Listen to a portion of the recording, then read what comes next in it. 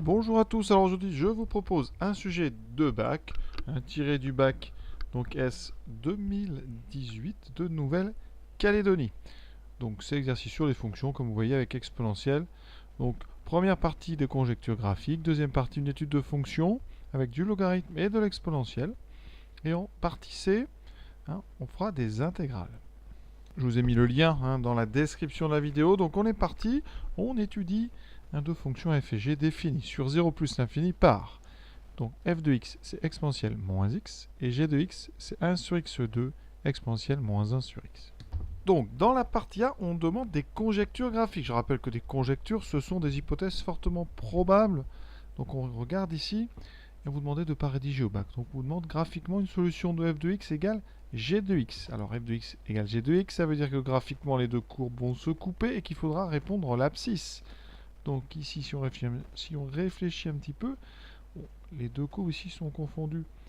Ici, visiblement, sur cette zone, on va supposer qu'elle se coupe quand un point. D'accord. Donc on peut imaginer qu'elle se coupe ici au point 1. Alors ceux qui auraient répondu une zone plus large, je pense qu'on vous aurait accordé le résultat. Donc la réponse qu'on attendait, on va dire que S est donc égal à 1. D'accord. Réponse acceptable, ça serait de répondre à toutes les valeurs qui vous donnent une portion de courbe sur cette zone-là. Donc entre 0,7 et 1,3. Par exemple, ça aurait été accepté. Deuxième conjecture. Équation g' de x égale 0.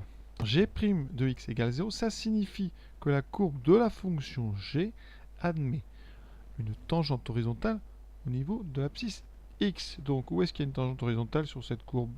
Ici, la courbe de g, c'est la courbe en continu. Ce endroit où il y a une tangente horizontale, ça va être donc ici un sommet. Voilà. Et donc sommet, c'est donc ici la seule tangente horizontale. Alors on peut imaginer qu'il y en a une autre départ, sauf que ce n'est pas défini en zéro ouvert. Donc la tangente du départ, on va l'oublier.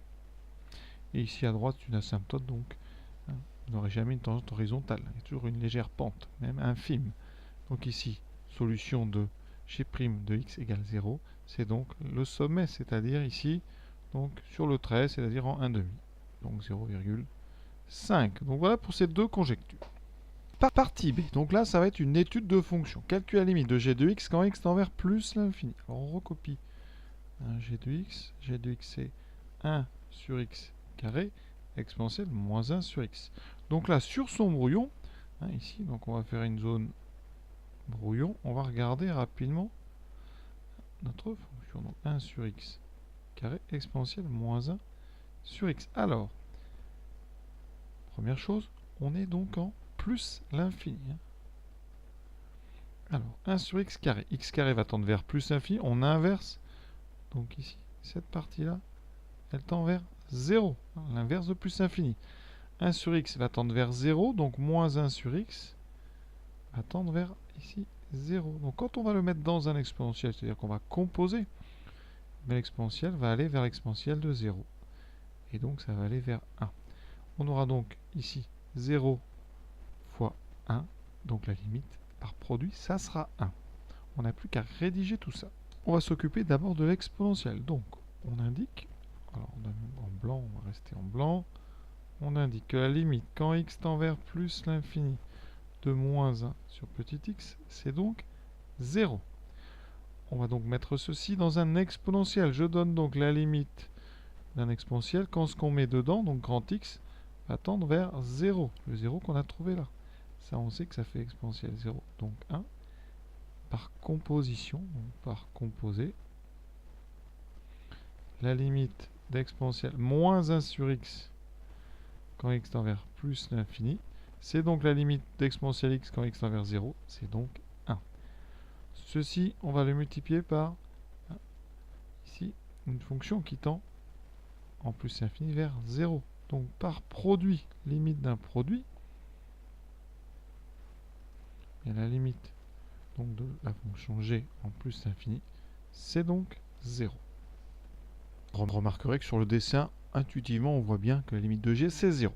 Alors, on admet que la fonction g maintenant est strictement positive, ce qui d'ailleurs ne pose aucun problème. Je ne sais même pas pourquoi on vous le dit.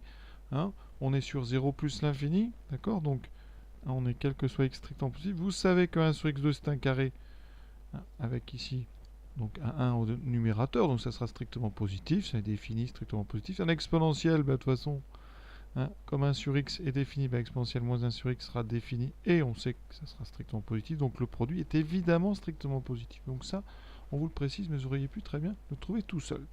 Et on introduit donc, je pense que c'est pour ça qu'on vous dit que g est strictement positif, on introduit une fonction h, hein, dont l'expression c'est ln de g de x. Donc vous voyez qu'on met g de x dans un logarithme. Voilà pourquoi g de x doit être strictement positif. Donc on évite au bac de demander des ensembles de définitions. Je crois que c'est vraiment la raison profonde, hein, du fait qu'on vous donne l'information g strictement positive, comme ça. Vous ne risquez pas de travailler tout l'exercice avec quelque chose de faux. Voilà, donc la première question, c'est une transformation d'écriture de la fonction h. Pour répondre à la question, on considère donc que x est strictement positif et on va partir de ln de g de x. ln de g de x, c'est ln de 1 sur x2 fois exponentielle de moins 1 sur x. Première étape, on va séparer ici ce logarithme en deux avec une propriété très importante du logarithme. Quel que soit AB strictement positif, ln de AB, c'est ln de A plus ln de B. Ça marche si A et B sont strictement positifs. Faites attention. Donc ici, eh bien, c'est bien le cas. Hein, 1 sur x2 est strictement positif. Exponentielle de moins 1 sur x aussi. On peut donc séparer. Ça donne ln de 1 sur x2 plus ln de exponentielle moins 1 sur x. Maintenant, on va passer au ln de 1 sur x2. Pour ça, j'utilise une autre propriété. Quel que soit b strictement positif, ln de 1 sur b, c'est moins ln de b. Donc ici, ln de 1 sur x2, je peux l'écrire moins ln de x au carré. Ensuite, ici, j'ai ln de e de moins 1 sur x. Ça, eh bien, il faut savoir que quel que soit grand x, quand vous avez ln de exponentielle grand x, eh bien, ça fait toujours x. Quel que soit x, ça marche aussi pour des x négatifs, hein, parce qu'on a d'abord l'exponentielle. Donc ici, il va me rester uniquement moins 1 sur x. D'accord? Donc plus moins 1 sur x. Et ici, mon grand x, si vous voulez, c'est moins 1 sur x. Étape supplémentaire, je vais devoir sortir ce 2. Est-ce que j'ai toujours le droit de sortir le 2 ici? Oui, à condition que x soit strictement positif. Ce qui est le cas, d'accord? Mais on va quand même l'indiquer. Donc ici, comme x est strictement positif, eh bien ln de x2, c'est moins 2 ln de x, et ici donc moins 1 sur x. Je n'ai plus qu'à mettre au même dénominateur, c'est-à-dire tout sur x. J'obtiendrai moins 2, ici multiplié par x, donc moins 2x ln de x, moins 1. Et si je remets dans l'ordre le numérateur, j'ai moins 1, moins 2x ln de x, et le tour est joué. On retombe bien sur ce qu'on nous propose, donc ceci est vrai pour tout x strictement positif. On nous demande ensuite la limite de h de x quand x tend vers 0. On va se servir de ce qu'on vient de faire. Ça paraît logique. Donc on regarde ici. Comme d'habitude, sur son brouillon, on réécrit 1 moins 2 ln de x sur x. Ça, tout ça, ça va donc se passer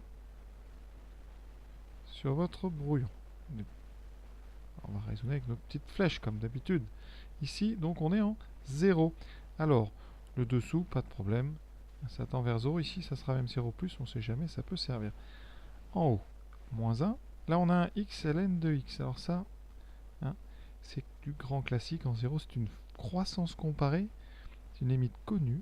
En 0, c'est x qui va te donner sa limite. Ça va tendre vers 0. C'est une croissance comparée. Donc, multiplié par moins 2, ça fait 0. Donc, en haut, il reste moins 1. On a moins 1 sur 0 plus. Et moins 1 sur 0 plus, ça sera moins l'infini. Donc on a tout ça à rédiger. C'est une limite qui n'est pas si simple que ça. On doit donc rappeler, premièrement, que la limite quand x tend vers 0 de x ln de x, c'est 0. Croissance comparée. C'est du court.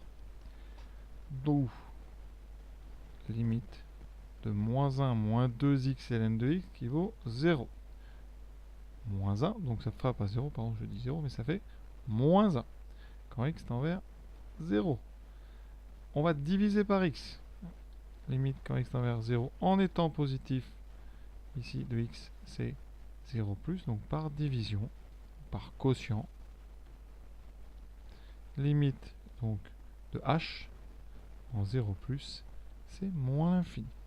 Ça c'est pour ceux qui auront choisi le quotient. On peut aussi transformer et présenter ça sous forme d'un produit. Ça, il faudra plutôt écrire h sous la forme moins 1 moins 2x ln de x multiplié par 1 sur x. D'accord? Je ne vais pas le rédiger, mais ça donne ici une première parenthèse qui tend vers moins 1. Bon, ça, on l'a écrit ici. Et vous avez 1 sur x qui tend vers donc plus l'infini. Donc par produit, ça fait moins 1 fois plus l'infini, ça fera moins l'infini. On revient à g de x, si on vous demande la limite de g quand x tend vers 0. Donc qu'est-ce qu'on vient de faire? On vient de trouver la limite de h. h de x, c'est ln de g de x. Problème, h, il est là, et g de x est à l'intérieur. Donc on va transformer ça un petit peu.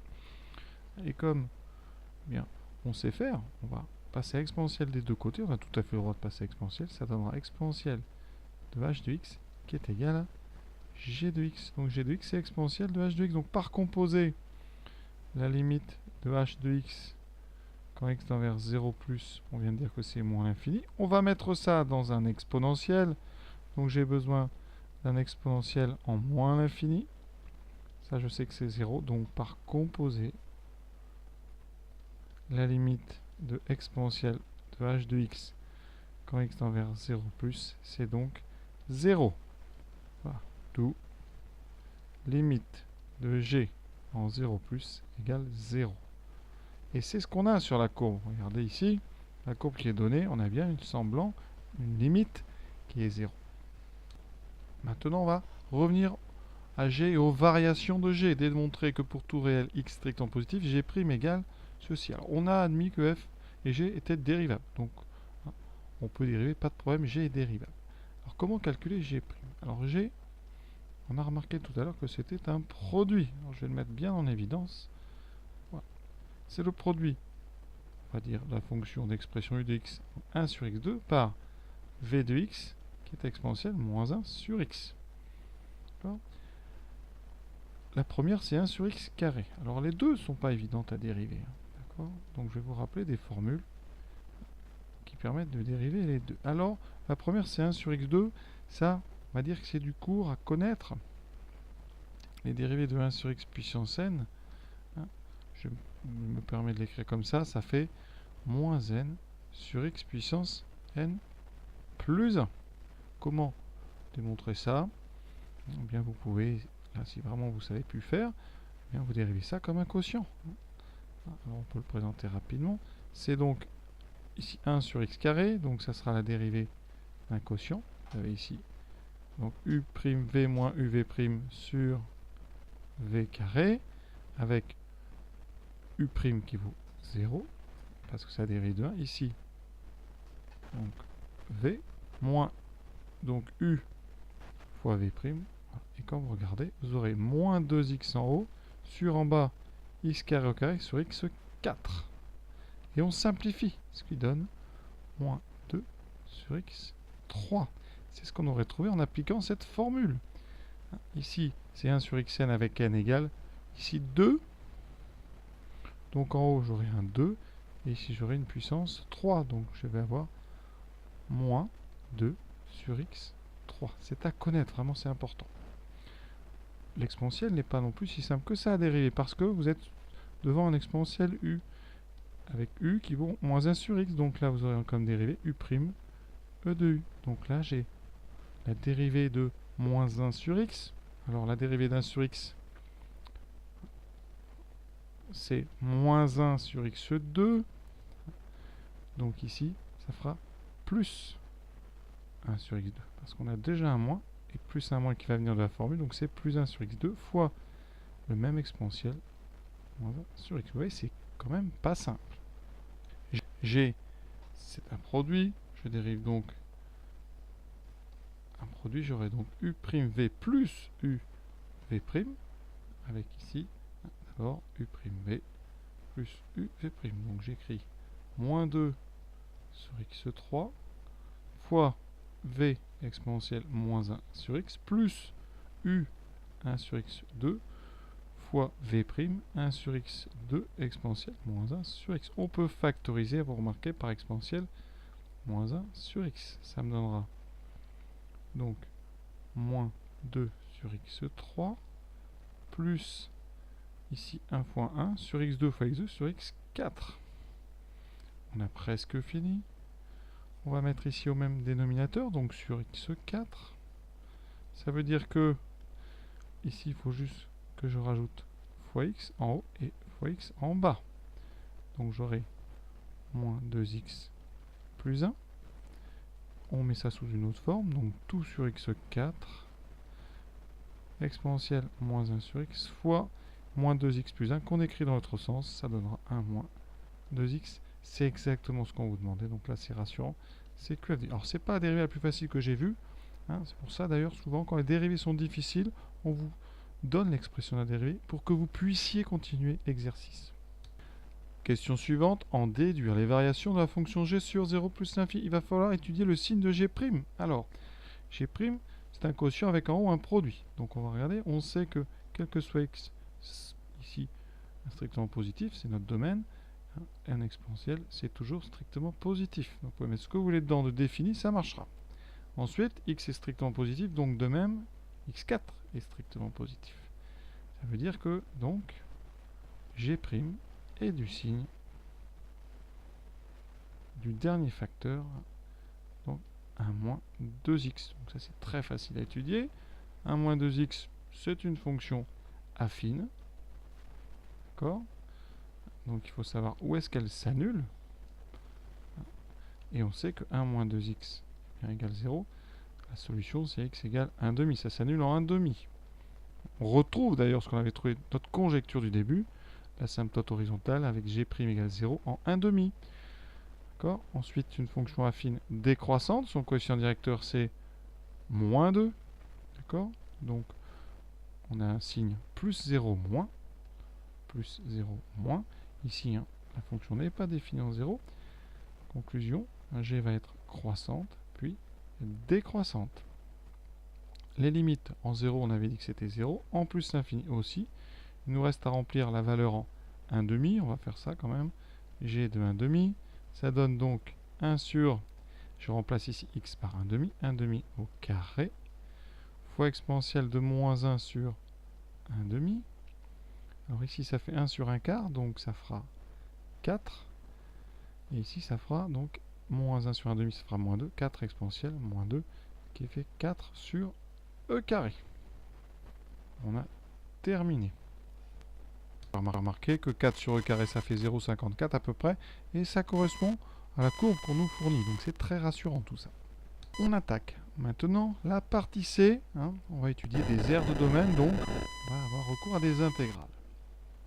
Première question de cette partie C. Démontrer que le point A de coordonnées 1, E-1 est un point d'intersection. Un point d'intersection. On ne vous demande pas de trouver tous les points.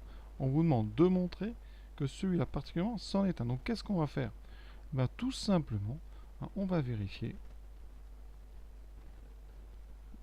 que A appartient à CF et aussi que A appartient à CG. Donc il appartiendra bien à l'intersection des deux. Alors pour ça, eh bien A, ses coordonnées, c'est 1, E-1. Donc je vais calculer l'image par F du nombre 1. F de 1. F de 1, ça fait E-1. Ça c'est direct. Donc effectivement A appartient à la courbe de F.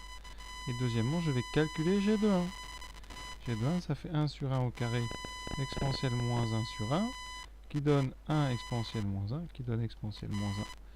Ça donne bien ce qu'il faut, donc A appartient aussi à CG. Donc, A appartient à l'intersection de CF et de CG. C'est donc un des points d'intersection.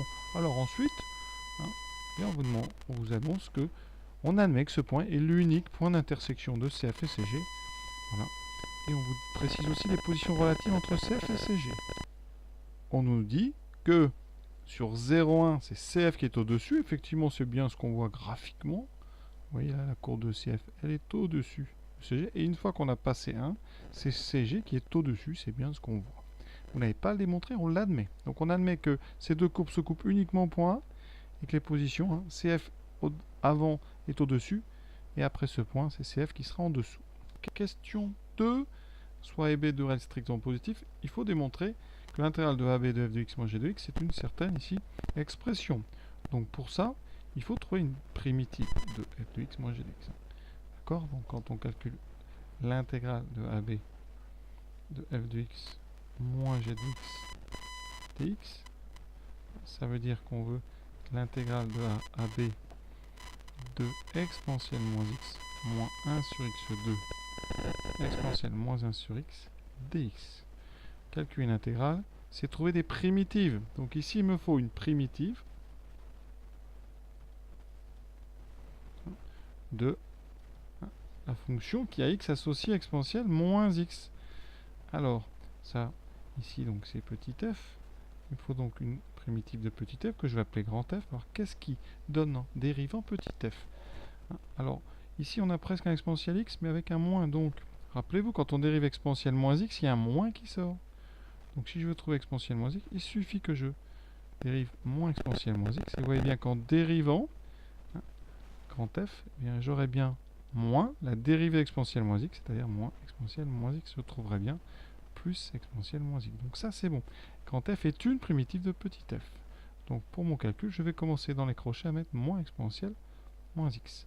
Ensuite, il me faut une primitive de g. G de x qui est 1 sur x2 fois exponentielle moins 1 sur x. Alors ça, c'est plus difficile. Cette fonction qu'on cherche, grand G, en dérivant, ici, on doit trouver ça. Alors, ça veut dire déjà qu'on a dérivé quelque chose avec un exponentiel. Un exponentiel moins 1 sur x. Parce qu'on sait qu'en dérivant des exponentiels, en général, il reste. Donc, si je dérive exponentiel moins 1 sur x, qu'est-ce que ça donne? Ça, c'est un exponentiel de u. Et tout à l'heure, on en a déjà parlé. Quand on a dérivé ça, ça faisait donc 1 sur x2 exponentielle moins 1 sur x. Ça, on l'a déjà vu tout à l'heure. Donc il fallait s'en rappeler. Ici, une primitive de petit g, c'est exponentielle moins 1 sur x. Et donc pour calculer cette primitive, enfin cette intégrale, on a donc moins exponentielle moins x, moins exponentielle moins 1 sur x. Et ça, entre donc a et b. Le plus dur est fait. On remplace d'abord par b, ce qui fait moins exponentielle moins b, moins exponentielle moins 1 sur b. Et ensuite, on remplace par a en mettant bien des parenthèses. Moins exponentielle, moins 1 sur a. On va enlever les parenthèses. Donc, moins e puissance moins b, moins e moins 1 sur b. Moins fois moins, ça fait plus exponentielle moins 1. Moins fois moins, plus exponentielle moins 1 sur a. Et si on remet dans l'ordre, on a exactement l'expression qu'on nous proposait. D'accord, avec petit a et petit b strictement positifs, ce qui rendait d'ailleurs le calcul intégral tout à fait faisable et tout à fait légitime.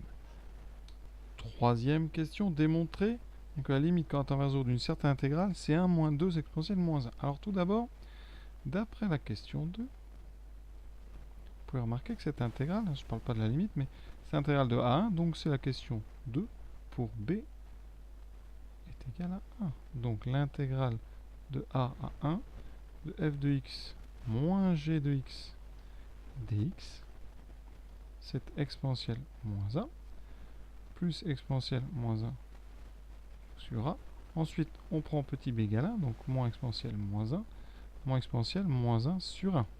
On trouve exponentielle moins 1 plus exponentielle moins 1 sur a. Et là, eh bien, on a deux fois la même chose, donc moins 2 exponentielle moins 1. Il me reste à prendre la limite quand a tend vers 0 de cette expression, c'est-à-dire exponentielle moins 1 plus exponentielle moins 1 sur a. J'ai oublié un bout, moins 2 exponentielle moins 1. Alors, ici, exponentielle moins 1, a tend vers 0, donc ça tend ceci, donc on va détailler. Limite d'exponentielle moins 1 quand a tend vers 0, ça fait exponentielle 0, ça fait 1. Ensuite, on a exponentielle moins 1 sur a. A tend vers 0 en étant positif, parce que a et b sont strictement positifs, donc ça, c'est du 0 plus. Ici, c'est 0. Donc, on a moins 1 sur a qui tend vers plus l'infini. Enfin, 1 sur a tend vers plus l'infini. Donc, moins 1 sur a tend vers moins l'infini. Donc l'exponentielle va tendre vers 0. On écrira donc limite quand a tend vers 0 plus de moins 1 sur a est égal à moins l'infini. La limite d'un exponentiel en moins l'infini, c'est 0. Donc par composé, toujours être égaux hein, jusqu'au bout. Par composé, la limite d'exponentielle moins 1 sur a quand petit a tend vers 0 plus, ça c'est donc 0. Et donc ici, eh bien, en faisant la somme, donc la limite quand a tend vers 0 de notre expression ici, hein, exponentielle moins a plus exponentielle moins 1 sur a moins 2e moins 1, ça sera donc la limite du premier terme, c'est 1, plus 0, moins 2e puissance moins 1. Il reste donc 1, 2e puissance moins 1. C'est exactement ce qu'on devait démontrer, donc c'est parfait. Dernière question. On admet une égalité de deux intégrales, enfin de deux limites d'intégrales d'ailleurs. Il faut interpréter graphiquement cette égalité. Alors on va essayer d'être précis, même si on pourrait répondre assez vite. Alors tout d'abord, l'intégrale ici, alors je vais détailler, hein, sur 0, 1. Sur 0, 1, on sait que CF est au-dessus de CG. D'accord? Donc, f de x est plus grand ou égal à g de x.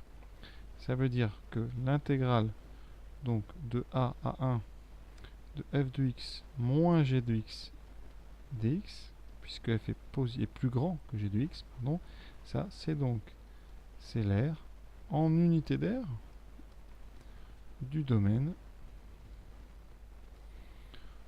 entre CF et CG sur l'intervalle A1.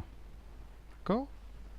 Regardons le dessin. Si je mets un nombre A entre 0 et 1, par exemple ici, je vais donc tracer la verticale passant par A. Voilà. Et donc l'aire dont je vous parle, c'est cette aire ici. Et ensuite, on va rapprocher A de 0, puisqu'on considère ici la limite. Donc, la limite quand A tend vers 0 de cette intégrale, donc g de x, ça correspondra donc à l'aire en unité d'aire du même domaine, donc entre CF et CG, mais sur tout l'intervalle ici, 0,1 ouvert en 0,1. Voilà. Donc je vais assurer tout ça, ça va vous donner toute cette zone-là, voilà, tout ce qu'il y a ici entre les deux courbes. Maintenant, on va regarder ce qui se passe de l'autre côté. De 1 à B, quand B va tendre vers plus infini, ça va donc être tout le domaine qui va de 1. Alors ici, il y a une petite zone infime. Hein, tout le reste qui va être ici. Alors c'est très petit hein, comme zone, mais vous allez voir que l'aire est finalement la même. Alors, de même, on sait que sur donc 1 plus l'infini, on vous a dit dans le texte que CG est au-dessus. Donc, ça veut dire que g de x est plus grand ou égal à f de x. Conséquence, ça veut dire que eh bien, g de x moins f de x est positif. Conclusion, eh bien l'intégrale de 1 à b de g de x moins f de x dx, eh bien c'est comme tout à l'heure, l'aire en unité d'aire du domaine, cette fois-ci entre CG et CF. On écrit d'abord CG puisqu'il est au-dessus, mais donc sur l'intervalle 1B. Ça va correspondre à... Alors si je mets un B par ici, vous aurez tout ce qui va donc de 1. Voilà, au début c'est très petit. Ici vous avez toute une petite bande jusqu'à B. Ensuite qu'est-ce qu'on fait? On fait tendre B vers plus l'infini, donc on va agrandir cette zone, elle va être infinie. Et ce qu'on sait c'est que, bien si on fait le calcul, on trouvera en orange ici, cette zone infinie, la même aire que dans la zone rouge. Donc interpréter graphiquement cette égalité, vous devez mettre donc que l'aire entre les deux courbes avant 1, c'est-à-dire sur 0,1, est la même que celle entre 1 et plus l'infini.